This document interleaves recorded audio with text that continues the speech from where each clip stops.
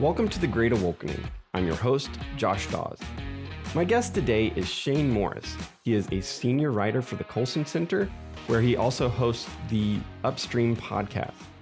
Shane crossed my radar this past month with a couple of threads over at Twitter that blew up and went pretty viral and generated a lot of conversation and controversy. And in these threads, Shane is really trying to unpack and help us think through a lot of the ramifications of millennials waiting longer and longer to get married and start a family, and just kind of what the long-term societal impacts of that are going to be, how that has shaped our thinking within the church. So it's, it's kind of one of those really sensitive topics that we don't like to talk about a lot in evangelical world, because people feel like you're judging them or you're judging their life choices. But I think it's a really important conversation to have. And I want this podcast to be a place where we can have difficult conversations. You may not agree with everything that we talk about today or everything that Shane says, but I want us to get in the habit of not feeling like things are just off limits, that we can't have those conversations because someone might feel bad, but we all love each other in the body of Christ. I think there's ways that we can talk about, the best way to order our lives and order society. And, we're going to see things different ways. And so I invited Shane on to kind of really unpack his argument and, just walk us through what he was really trying to get out with those two threads. So I think you're going to find it really beneficial. Again, you may not agree with everything, but let's lean in and at least be willing to hear out arguments that we might initially kind of find difficult to engage in. So without any further ado, let's jump right into my conversation with Shane. Hey, Shane, thanks for joining me on the show. Josh, it's a pleasure to be here. Thanks for the invite. Yeah, so you crossed my radar for the first time last month with a kind of epic thread about contraception and the birth control pill and how that has influenced evangelical thinking about, a lot of the debates we're having about gender roles and, the Billy Graham rule and so many things is really can be traced back to the introduction of that kind of earth-shaking technology of the birth control pill. Can you kind of walk us through what your argument was there? When you talk to young people about this, so young adults, millennials, my generation, we're in our 30s and early 40s now, for the most part. You talk to us about it, and the average answer will assume that sex is separable from children. And I wanted to highlight the radical nature of that assumption, how unhistorical it actually is. So for almost all of human history, to engage in sexual activity, if you wanted to do that, right, which for the most part most humans do, you had to accept the fact that you're likely going to conceive children. There was no reliable method, contrary to a lot of the folks who sort of quipped and retorted on Twitter. Egyptian, camel skin condoms or whatever it is they had were not an adequate or reliable method of preventing conception. And so the reason birth control was so revolutionary is that it actually became a reliable method of preventing conception. And that changed things for us because sex has a high cost for women in particular, biologically. So for a woman to engage in sexual activity, she has to prepare herself to have children, right? Otherwise, disaster can ensue. For a man to engage in sexual activity historically is not very costly, but because women had that high cost, there was a social cohesion that built up, especially in Christian societies, around the female side of the population that said, hang on, if you want to engage in intimate acts, then you need to be ready to support the result of those acts, the children, right? This is all in very crude kind of economic terms. And there's a sociologist at University of Texas, Austin, named Mark Regnerus, and he did some work on this years ago, including this great explainer video. You can look it up. But the essential point was that women had this very high bar for engaging in sex for the most part, and that was good for society. When you introduce the pill, you change everything because now all of a sudden women can, at least in theory, reliably prevent conception, which means they can enter the sexual marketplace under the exact same terms that an unscrupulous man can enter the sexual marketplace. And they can engage in all these acts with all these people without, the serious risk of conception. You can reliably prevent that. That throws everything out of whack. And it creates a whole new series of questions and, I think, challenges for the way you think about the roles of women in society, challenges that we don't realize the source of. So the typical millennial Christian considers it a rather open question as to whether, a woman should devote her 20s and 30s to career, for instance. I wanted to point out that when they say that, they're not suggesting, for the most part, that women should have to be celibate for their 20s and 30s. Right. They're not. So what are they assuming there? They're assuming that sex can be had without babies. And why is that assumption possible? Well, because of this technology that we have. Prior to that, all these questions about, how are you going to spend your young adult years? What are you going to pursue? What are you going to prioritize? Those questions sort of answer themselves because, hey, look, if you want to be married, and let's assume the Christian route, right? We're not sleeping around here. We want to be married. If you want to be married, you're going to have to prepare yourself for kids. That's just how it worked. It doesn't work that way anymore. And I don't think when we talk about gender roles or what women should prioritize in their lives and so forth, I don't think we even realize the prior assumption we're making. And I just wanted to highlight that, but that made a lot of people quite angry. Right. Well, and I don't even think you were making a judgment call. I think you were, because, technology has been, we're not Luddites. We will embrace, we're talking across, the internet right now. So technology is not inherently bad, but we would be foolish not to recognize the implications of it. And I think that's what your thread did really well, is just unpacking that and things that we may not consider at all. Well, another point I wanted to make too was that, and this is something you'll hear from even like evolutionary biologists, which I'm by no means of that camp. But the point they'll often make is, look, our technology has changed, but our wiring hasn't. Our natures haven't. Okay, so if you believe, regardless of if you believe, God created us or we evolved from apes, the fact is we've got this wiring that's biological and intrinsic to us, and that's not, it won't have changed since the 1970s, right? To keep up with technology. So we still have sexual urges, and those sexual urges were always exercised within the context of human community and tribes and expectations and so forth. Like if you get a man's daughter pregnant, he's going to have some expectations of you. Again, this is all speaking in sort of crude sociological terms, right? We're just making general statements that are obviously true. Now that's changed, but our wiring hasn't changed. So what happens when you remove the context but still have the instincts? That's a sociological disaster. There's a lot going on there. This is very similar to the point that I think dietitians first made, that in essence, a lot of people were selected to have extremely calorie hungry appetites, right? They want their calories. It's because that's how you survive an Arctic winter, is you eat as many calories as possible whenever they're available. Well, that instinct serves you well when you're, hunting seals and reindeer or whatever. It doesn't serve you super well when you have Cheez-Its and Dominoes at your fingertips. That's why we have this, part of why we have this obesity epidemic. So, yeah, I think what was we're starting to hear more and more non-religious people make some of these arguments. I just read The Case Against the Sexual Revolution by Louise Perry, which she, traces everything back to the pill and really, its implications on hookup culture and, basically from a non-religious secular perspective, coming back around to see the benefit in Christian sexual ethics.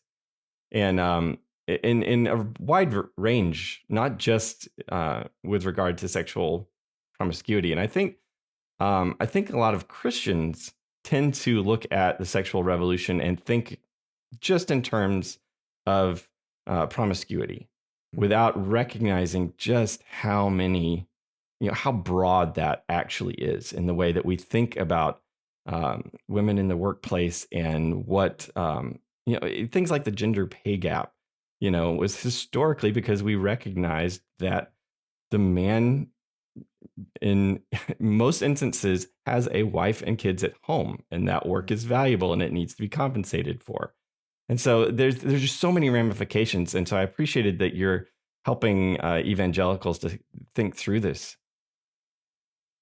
Yeah, I think a lot of us have been trained to hear things in only personal individual terms. So I love G.K. Chesterton. He made this observation at one point that modern people are just trained from the cradle to sacrifice the normal on the altar of the abnormal, that we're trained to think in exceptions instead of general truths.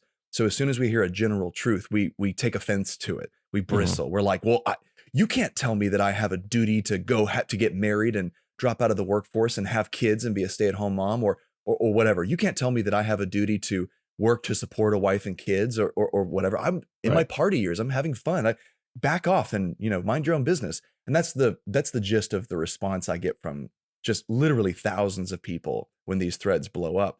And I think the failure there is, well, there are a lot of failures there. I think worship of money and recreation and self-expression are big things we can talk about. But just backing up from the individual level and talking about general truths, it shouldn't be controversial to say that on average, right, most people in a culture and a society are going to need to get married and have children, at least enough to replace themselves when they die in order to keep society going. One generation has a duty to produce the next generation. This is like saying you have to water your plants or they're going to die, or you have to eat about once a day or you're going to die. This is just a fact. But people take that fact, which is indisputable, and they personalize it and say, well, you're saying then that something ridiculous, like you're going after infertile couples or something like that. I mean, I get that one a lot. And it's like, no, of course I'm not. I'm not saying that somebody's life isn't worth anything because they haven't had kids or because you've decided to be, celibate for the kingdom or something like that.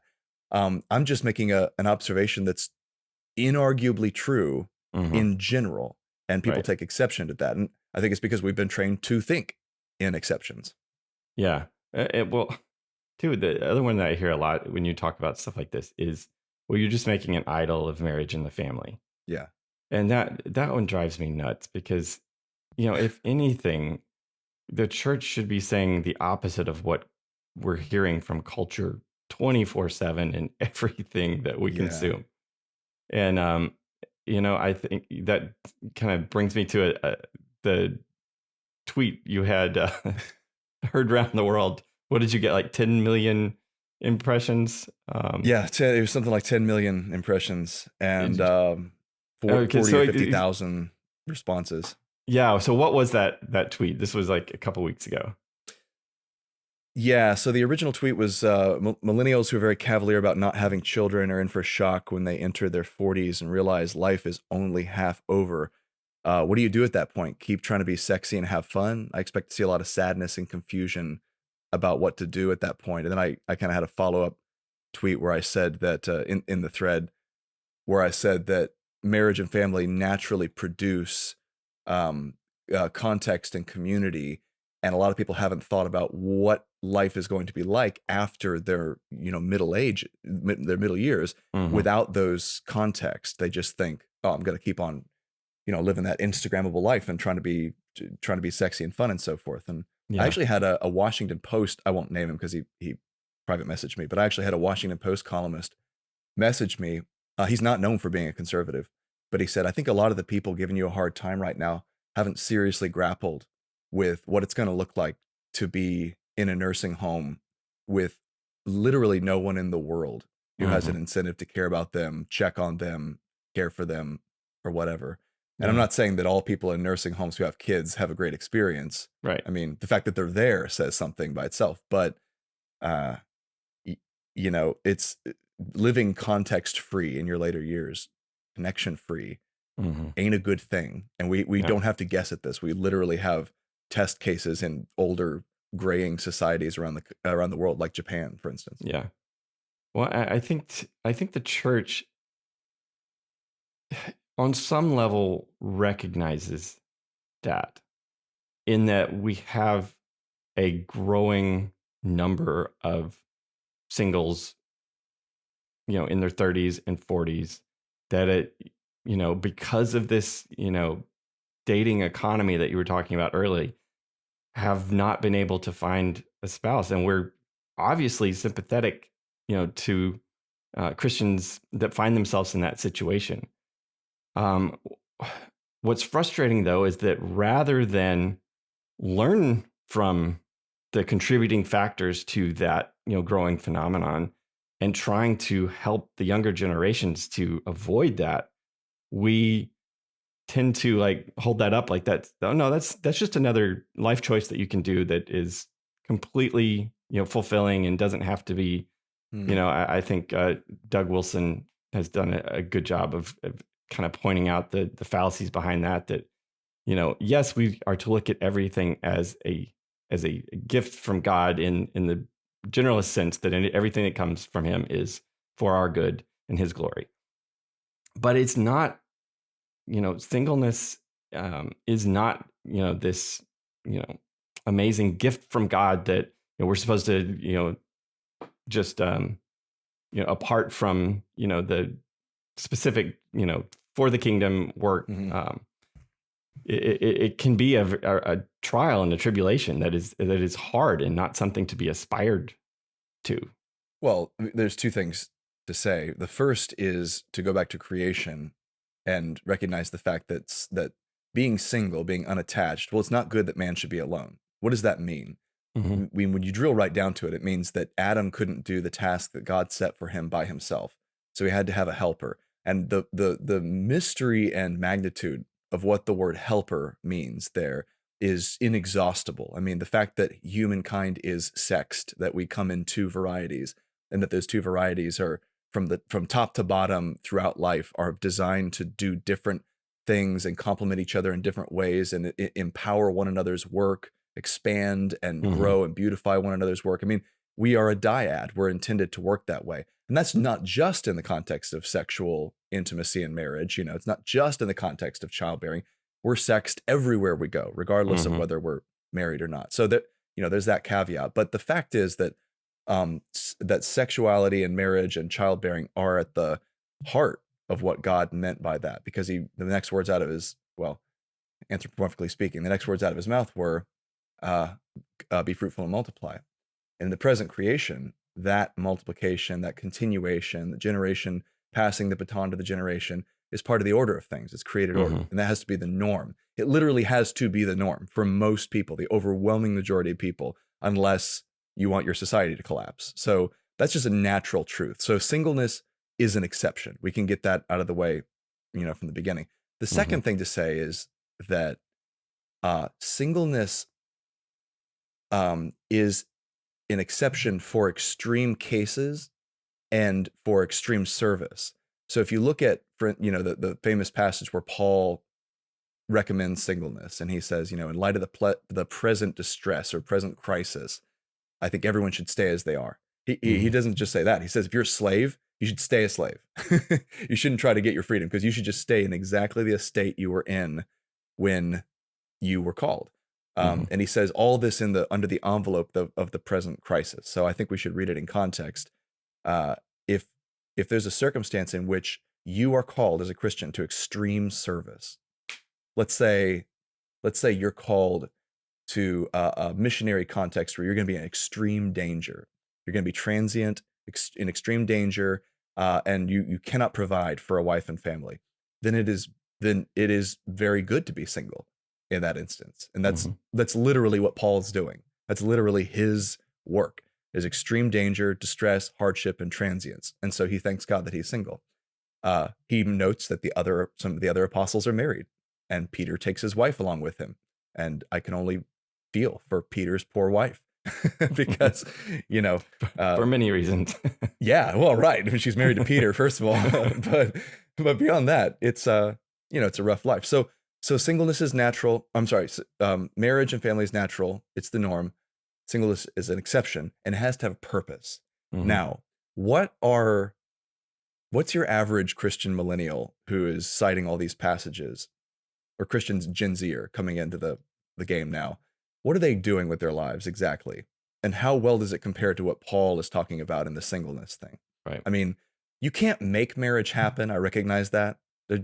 Sometimes it just doesn't work. You just cannot. I think that's overblown. I think we're too picky, and I think we're really bad at matching people up. My wife will talk to you about that. That's her game. She loves to matchmake. But on the whole, I think most people are using their free time as singles for recreation. Mhm. And as a blogger that I like to follow said, it's a pious fiction in evangelical circles that those single 20-somethings, 30-somethings are chaste virgins. They're not, for the most part. It's very hard to live with that. If you don't have that gift, you know, good luck. Yeah, well, it's not, just so we're equal opportunity offenders.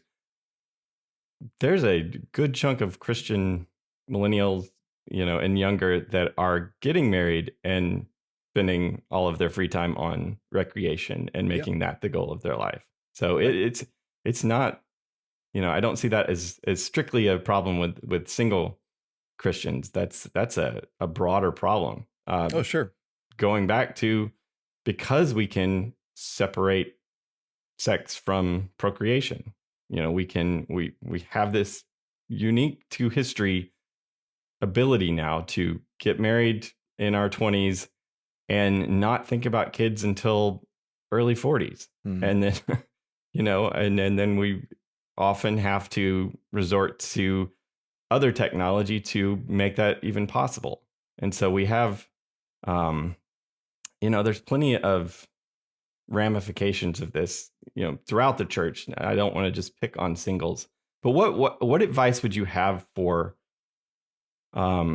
singles who find themselves in this situation? They have been chased. They just, maybe have regrets that they prioritized career or recreation earlier in life, and now, what do you do in that situation? I think the first thing to earnestly take stock of is the role that choice paralysis is playing in your psychology. And I'm not trying to pick on people and say, oh, you're just being too picky. But at the same time, sit down for a minute and take seriously the possibility that you may be too picky, and that there's an aggregate environment around you that's been created by thousands and thousands of people with the same attitude. So Matthew Iglesias on Twitter this morning retweeted this observation from someone, Hannah Hoffman Music. And it's a very interesting observation. She says, literally baffled as to how many people found love before dating sites and social media. Was settling the norm, or did everyone just happen to be romantically compatible with the person sitting nearest to them in class? And he observes, retweeting this, it does seem noteworthy that the huge increase in the power of our matching tools has coincided with a decline in marriage rates, people having less sex, etc. So those things are statistically true. Never before has it been so easy for us to match with someone, quote unquote, in all the minutiae of interests and personality and hobbies and priorities and beliefs and all that stuff. And never have we had so few matches happening and so little intimacy and love and marriages resulting from it. Wow. What's going on Interesting. here? What's going on here? Right. So the conclusion I think a lot of sociologists have drawn is it's choice paralysis. We there's been studies done on this. Like if you go into a supermarket and you've got 6 cereal choices, people generally are satisfied with the choice they make when they go and they get, Count Chocula or we'll go the John Piper route, grape nuts. And then you ask them on the way out, are you happy with your choice? They'll say, yeah, I'm really happy with my choice. Got exactly what I wanted. Now, if you put 25 cereal choices on the shelves, all of a sudden people are much less satisfied with their choice, and they're much more paralyzed in making the choice.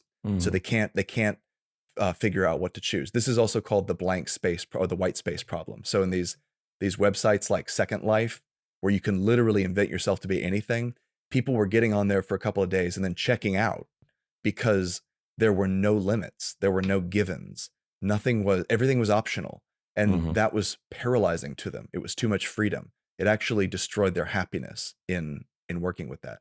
So when it comes to, dating apps and the infinite choice we have, and the scrolling and the swiping and the comparing everyone in all the minute details of their lives and personalities and looks, I think we encounter a choice paralysis where we go, it's too many, and there's always a better one out there. And if I just keep swiping, I might meet Mr. Right or Miss Right. That results in a kind of boredom and an inability to make a decision. The fact that our grandparents chose their spouses in the context of literally meeting someone in the pew beside them at church, or bumping into someone at the supermarket. I mean, all these fun romantic stories, or marrying their high school sweetheart or whatever. That person may very well not have been the most ideal optimized person in that town or that state for that person. But you know what? They ended up with happy marriages quite often. And then, not until the boomers do you get that divorce spike.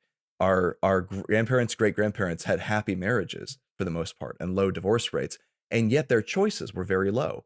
And they had high marriage rates and high childbearing rates. What happened? Why now are we paralyzed despite having so much choice? I think we should take the role of that seriously. Now, to avoid the accusation that I'm just like, Shane, you're just not being, some people really can't find someone. I get that. I understand that. I've had, friends in that boat. And I would say number one, there's a lot more hope than you think. Like, I'm thinking of several friends who just it didn't seem like they had a lot of near-term prospects, and then it just like unfolded for them amazingly, sometimes through online dating. But I think this is a problem that you can only do so much to resolve on an individual level. I think it's very unfair to put pressure on someone and say, hey, if you just change this attitude and this attitude and this action and this habit, then you would get married. Yeah. That's not really true. I mean, when you have a whole culture built around this choice paralysis, you're going to have forces that are beyond your control. And if you can buck that trend, great. But if you can't, I understand. I think we need to speak in some general terms here, and have a lot of compassion for people who end up getting a raw deal because of that system. Yeah. Oh, totally. I totally agree. I think it also, it's very similar to the student loan problem. It's one thing for me to say, well, just pay off your loans. You took these loans, pay them off. I did that.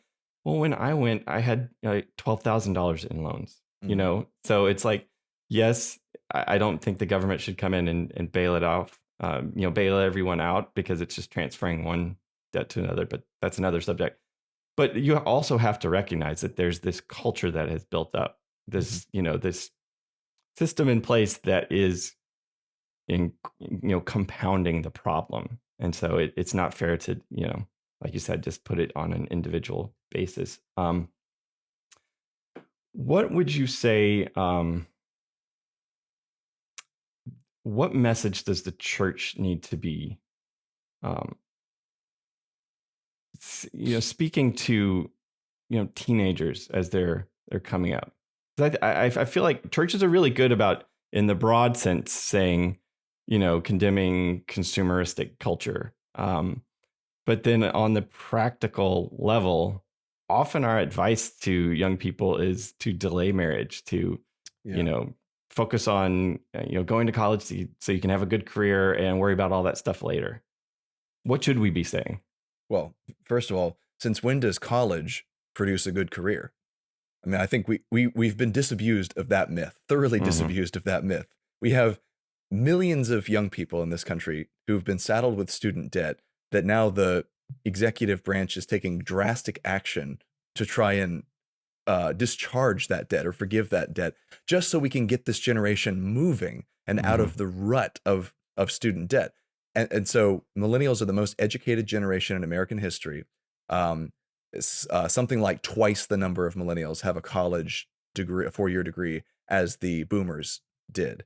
And where are we career-wise? Has it helped us or hurt us? I think it's manifestly hurt us. And it's not just that the degrees are no good, it's that the profusion of people with degrees has lowered the value of degrees and changed the whole, the whole market. And so you really have to re-examine those priorities. Like, we have a labor shortage in blue collar fields where you actually end up making more money earlier on in life than you would if you went and got your, stereotypical humanities degree. I have humanities degree, 4-year degree. I'm not knocking that in conceptually. What I am saying is that if you want to be economically independent in your 20s, you should make decisions that are going to lead to you becoming economically independent in your 20s. And I don't think sitting around and saying, "Oh, woe is me, it's impossible, I was handed a raw deal," is a good approach to life. I don't think I've seen enough people do well by making good decisions and not saddling themselves with debt to believe that there is a better way. On the other hand, we've been told this. We were told endlessly that college was the ticket to the workforce, and that we could have professional white collar jobs and make a steady income with a livable wage if we just got a 4-year degree. And it didn't really pan out. So there's responsibility between the generations for that. Well, but go ahead. Yeah, we don't even question the assumptions, though, that is what your life should be directed towards. Yeah. At coming out of high school, it's like it's just a given. You're gonna go to college so you can have a career, and we're the church is so bad at celebrating marriage and saying, "Hey, you should be looking for a wife. You should be planning for a family, and not putting all of your eggs in this fulfilling career that may not come to fruition." Yeah, that shouldn't be priority number 6. Yeah. I wrote a letter. It was like an open letter column at Breakpoint a few years ago to my daughter, who at the time was 6. Her name's Astrid. And it was just, "Dear Astrid, please consider where you want to prioritize marriage and family in your life early on. Take that question seriously. If you decide that that's not going to be your top priority, then at least have the foresight to make that decision in a conscious way and understand the consequences of that decision. Don't just drift into your answer on that." That was my essence of my thinking. There are going to be women who just don't prioritize that. That number has to be low. Sociologically, it has to be low in order for society to perpetuate itself. So I think a lot of women don't do that, though. They don't have that conversation with themselves early on. And I'm singling out women here because biologically, there's a clock for you guys. It's not it's not a sort of indefinite thing like it is for men. For women, you've got until a very certain point in the middle of your life when childbearing literally becomes impossible. For the 10 years before that, it becomes very, very hard. And so you've got a short window. If you want to have children, and if you think you might someday want to have children, like, think about your future self here, you need to earnestly reckon with making that a priority early on in your life. And so I think churches, to go back to your question, churches should be taking seriously the natural rhythms of human life and not acting as if the supernatural callings of the Christian life supersede or replace the natural rhythms of human life. We go back to creation. We talked about Genesis. Most people will be married in a healthy society. At some point that they will end up being married. Most people will have children in a healthy society. That's just a mathematical truth. It has to be that way. If it's not that way, the society won't exist anymore. I keep, hammering this point. So churches should take that seriously. And as they're counseling young people, say, "Hey, look, it's good that you have a passion for the Lord, but maybe the thing we need is not for 58% of our kids to think they're called to, be single and go be missionaries to Botswana or whatever. I'm not picking on missionaries. I'm just giving a kind of example. A lot of young people have this fantasy that they're going to be sort of the Apostle Paul figure. That the Apostle Paul was at the helm of a church that was full of families, households, married couples, kids who were, passing on the faith in that in the natural context. And Christianity doesn't exist to create this super grace shaker society where we don't participate in the natural rhythms of human life anymore. It exists to redeem the natural rhythms, to redeem creation. And we're not in the next world yet. We're not in the resurrection yet. We're still in the first creation, and that means that the natural rhythms instituted in Eden obtain, and we should take that seriously as a church. Yeah. Why do you think it's so hard to have these conversations in evangelical circles? Well, that's a big question, and the answer is going to be big. But the two things that come to mind immediately are, number one, the problem we mentioned earlier with Chesterton and our training to take everything personally, to not understand that exceptions don't disprove rules. So general statements are valid to make.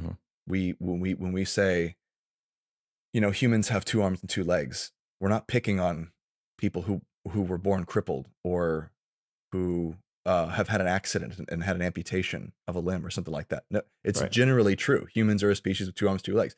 It is generally true that people must marry and form families in order for a healthy society to exist, in order for a healthy church to exist. So we need to stop taking exception to everything. We need to learn to recognize general truths and think sanely along those lines, and then we can work on the exceptions and the abnormal things with compassion and grace and wisdom. I think there's a lot of that to be had. But our problem right now in this cultural moment is not getting general rules. We need to get back to that. The second thing is the role that expressive individualism has played in our thinking and has seeped into our thinking, even as Christians. Obviously, Carl Trueman just wrote a big book about this. 2, actually. One is a slightly smaller version of the first, and I've reviewed both of them, but they're very good. But they tell this story of how Western people came to reimagine what life is all about. And instead of viewing ourselves, the long and short of it is, instead of viewing ourselves mimetically, which means that we accept rhythms and institutions and structures and duties that are not imposed, but imparted to us from the outside and from our ancestors and from our faith and from our families and from our society and all of that. We've now become poetic or poetic. Yeah, that's how it is. It's 2 Greek words. It's not poetic, it's poetic, poiesis. And that means that we think the meaning of life comes from inside of us and then is externalized or expressed. And so we look inside like good children of Rousseau and we say, what is it that I find in my deepest heart of hearts? Who am I really? And you can see how Disney, for instance, reinforces this from our cradle. And then we look in our hearts and we express that and we say, I'm going to now actualize that in the world. And that's the meaning of life, is expressing what you find deep down inside in your heart. Trueman is not attacking that per se. He actually thinks that the heart-centric view of things was in some ways a valid pushback to prior mistakes, to like the tyranny that duty and structure can impose in your life. That creates free spirits who just, who like Belle run out in the field and say, I want to see the world and I want much more and all that stuff. There's a place for that.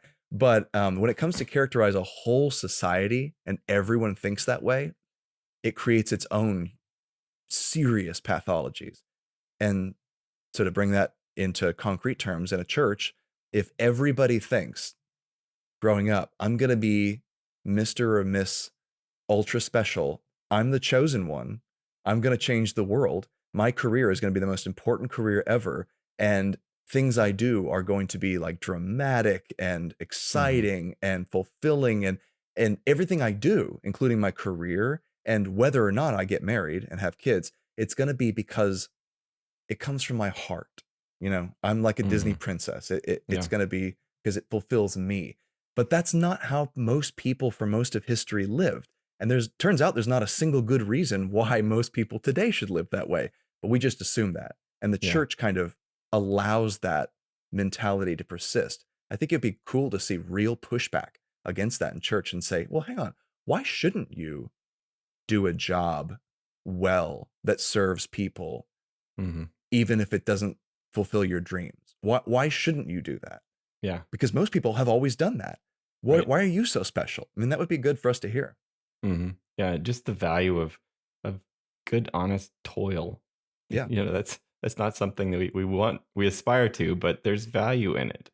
There's value in Yeah. providing for a family. And yeah, we find these assumptions that we have. I think Truman his book was really helpful. He sets out to answer the question of, how did we end up at a place where a, you know, man can say I'm trapped in a woman's body, or Exactly. vice versa.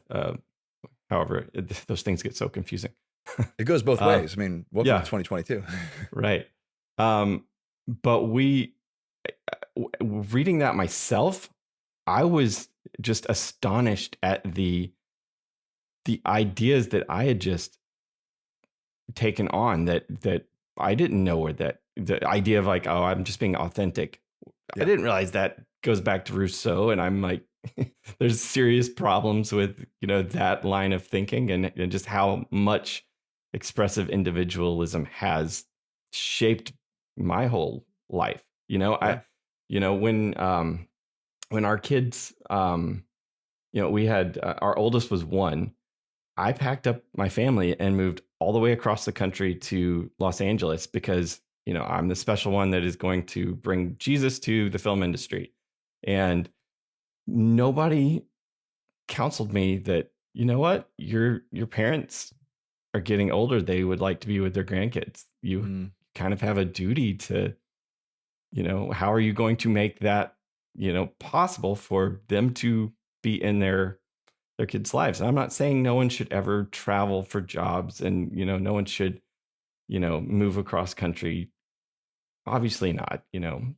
But that's something that we need to consider. That we're not just born into the world these free individuals without any duties or obligations. We have responsibilities. One of the saddest movies I've ever seen. And it's not a great movie. The Scorsese's The Irishman. Hmm. It was all right, but the end of that with the De Niro's character alone in the nursing home. I think it was Christmas, with nobody in his life, and it's just like, I so don't want a church full of people like that, because we prioritize careers and other things,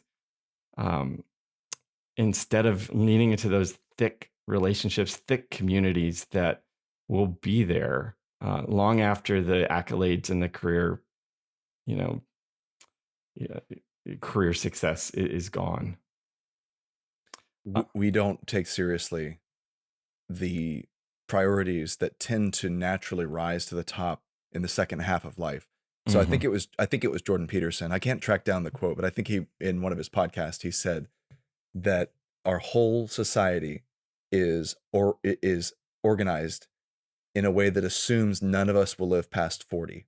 And the more you think about that statement, the truer it becomes. So once you pass that line of 40, your options quickly begin to dwindle. You basically are told politely, it's time to go off and have your recreation now, and spend your savings, and go and start to prioritize self-expression in very private ways in a golf course in Florida or something like that. And that's the trajectory you're supposed to take. The idea that there's like a social obligation and a context in which you are increasingly valuable after that point, as an elder, as as a patriarch or matriarch, as someone who has something to pass on to the next generation. I mean, historically, elders, I'm not saying over 40s are old. I'm just saying the second half of life, that whole second Right. half, right? You get your 50s and your 60s. Those people are invaluable to society. They're revered because they have the wisdom of prior generations. They have the time as well, in many cases, to actually impart that wisdom, to give it to their children and grandchildren. And we have nothing to do with those people. Now, imagine, and that's our current plight. Now, take a moment to step back and reckon with the millennial birth rates, okay? Because we're backing up into our 30s now, and we're looking at how many kids are we actually having. It turns out millennials are having fewer kids than any generation in the history of apparently the world. Like, that's not an exaggeration to say that we are the least fertile generation in world history. And so that raises a question. If the things that prior generations did in their old age faded as they are now, are simply non-existent, if there is no generation or no next generation statistically to impart wisdom to live to live for, to love, to give to, what do you do with that last half of life? And of course, the answers I got on Twitter were, oh, I'm just gonna, travel and eat croissants in Paris, and I'm gonna have lots of old people sex and stuff like that. It was very kind of crass and materialistic. Oh, I'm gonna spend all my money on dogs and things like that. Well, you say that's gonna make you happy, but nobody who gets to that point and looks back and talks to pollsters says they're happy. This is a verifiable truth. I mean, that they will have all the material goods they want. This goes back to the old phenomenon of rich people not being happy. I mean, this is an age-old statistical artifact, if you will. People who have tons of money, tons of time, and the ability to do anything they want are not happy compared to people who have a bunch of grandkids around them. Why is that? And what do we mean by happiness? That's another question that is worth raising. Turns out happiness, narrowly considered as like pleasure or self-fulfillment, is a very bad measure of what gives people ultimate meaning in life. Yeah. Turns out that things that are hard when you're doing them, like raising kids, end up giving you vastly more fulfillment in the end. And people look back. Do you know, Josh, that it's in the single digits, people who have kids and look back and tell pollsters, I regret having kids, or I wish I'd had fewer kids. That's single digits. A third of parents, a third of parents look back and say, I wish I'd had more kids. That's a you can go on I think it's YouGov has the survey data. Pew's done something similar. That's enormous. Just looking at your odds and considering what will ultimately lead to fulfillment later in life, you have a much better chance having kids right now and having more than you think you can have.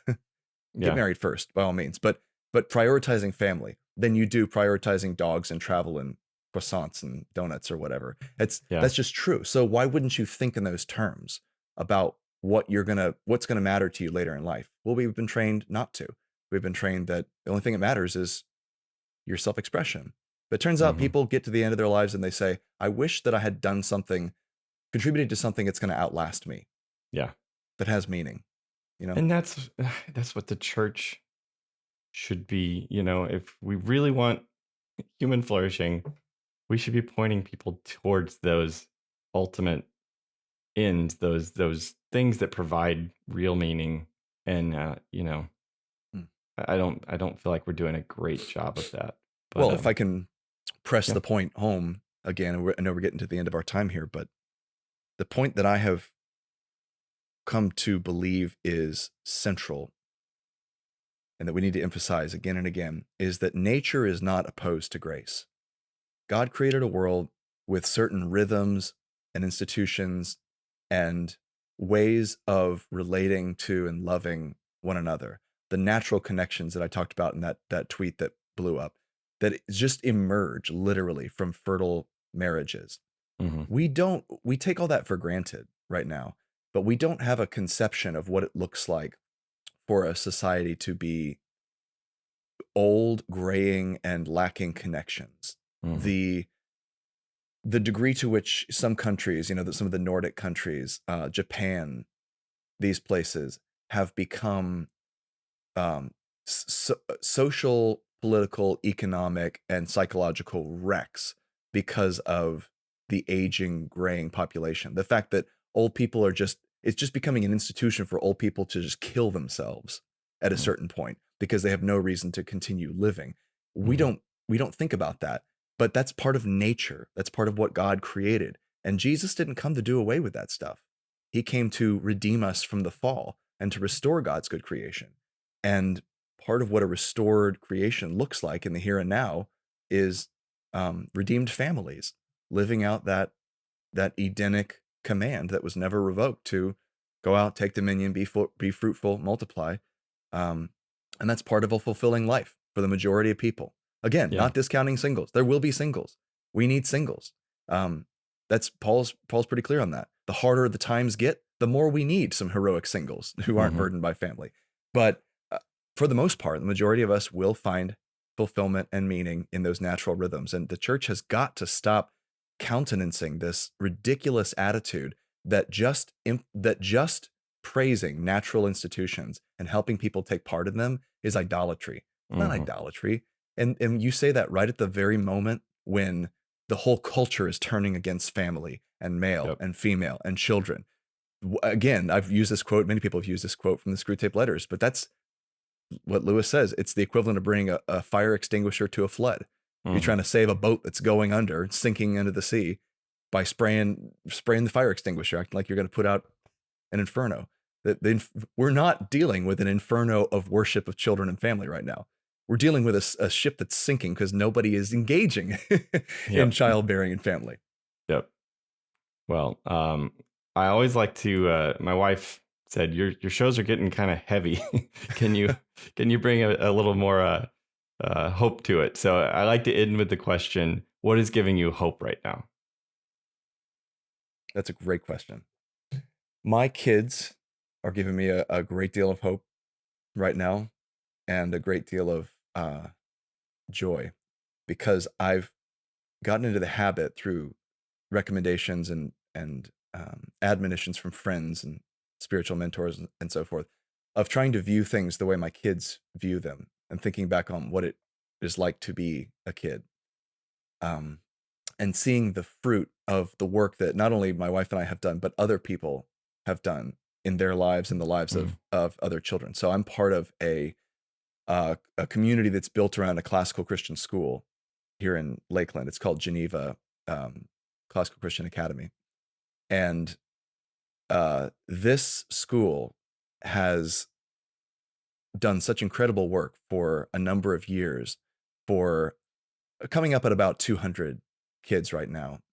It's a K through 12 school, and it prepares them in ways that I don't think most Christian schools do, and certainly most public schools don't. And I think as a homeschool, as a kid who was homeschooled back in the day, I don't think homeschool prepares most kids, most Christian young people in the way that this model does. And seeing that gives me a tremendous amount of hope that the kind of faithful, um, everyday work that families do when they get together and consult the wisdom of Christian history, bring that to bear in their children's lives, and then disciple them in a way that aims them not at being separatists or hiding from the world, but being for the life of the world, Mm. existing for the purpose of loving God and loving their neighbor and preaching the gospel and going out and um, bringing God's being used by the Holy Spirit to bring God's kingdom and rule on earth as in heaven. That's the whole thing, and to be good human beings in the process. I think that model unites the two in an exciting way that I see having personal and numerical fruits in this school. And I know this model is being replicated all across the country. So I have a friend who just started a classical Christian school in Brevard County on the other side of Florida. Mhm. Obviously, there's schools all around the country that are doing something very similar. And we've just seen stats that what was it, 2 million kids dropped out of public school, or they're no longer public schooling after the coronavirus pandemic.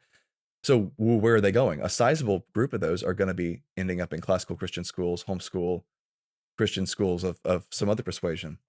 And that's a win. That's a big win. And that's going to have fruits. God blesses that kind of thing. And God has a long record of using vocal, well-trained, faithful minorities to do great work. And I'm so excited to watch my kids and the children of every other person participating in this movement have that impact, have the kind of impact that a righteous man in Sodom can have the kind of impact that a Daniel or Shadrach, Meshach, and Abednego have in the courts of the king of Babylon. It's amazing what can happen. Just a few godly people. Yep. That was, funnily enough, I had Andrew Walker on recently, and that was the growth of the classical Christian schools was his thing that's giving him hope as well. And I think you're absolutely right. I think this is can be a scary time to live, especially for those of us with young kids. But it's also a moment of incredible opportunity. And I think if we're faithful in raising our kids to love the Lord and to, have an impact and just be different than the culture, it's going to be really exciting to see what God does with that. So thank you so much, Shane, for joining us. Where can people find you?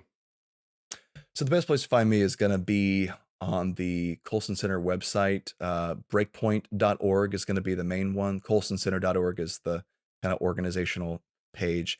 And under read, you can find my articles there. Mostly it's Breakpoint commentaries. You can also check out Upstream. So the Upstream podcast on any of your listening apps, you'll be able to find it.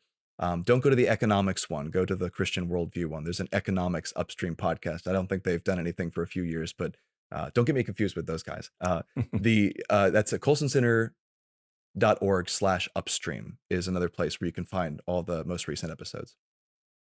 All right. Well, thank you so much, Shane. We will send people your way, and you have a great day. Thanks, Josh. You too. I enjoyed this. That's our show for today. Big thanks to Shane Morris for joining me for this conversation. You can follow him on Twitter at @GShaneMorris. There will also be links in the show notes to the threads we talked about, as well as some of his other writings and to his podcast. I hope you found this conversation helpful, or at the very least challenging. Please share it with your friends. I think the church really needs to lean into having difficult conversations. I'm struck more and more that those outside the church are having much more robust, deep conversations about difficult topics and rethinking our assumptions. And, I want the church to really lead in this. So I think wherever we can kind of question the assumptions that maybe we've picked up from liberalism or the sexual revolution, I think we need to start kind of unpacking and really examining our ideas and the things we just accept as givens to see where those ideas came from and to really hold them up to Scripture. Like, is this biblical? Are we thinking clearly and biblically about the choices we're making in our lives? So let's lean into these conversations. Share this with a friend. If you have any feedback or pushback, or you want to get into a discussion about what you've heard on the episode, you can find me at Twitter as well, at Josh Daws. My DMs are open. I'm happy to have a conversation with you about this. If you're listening on YouTube, or if you're watching on YouTube, go ahead and hit like and subscribe. If you're listening on podcast, ratings and reviews over at Apple Podcasts are really helpful to get the show out to more people. So thank you so much for listening. Until next time, I will talk to you soon.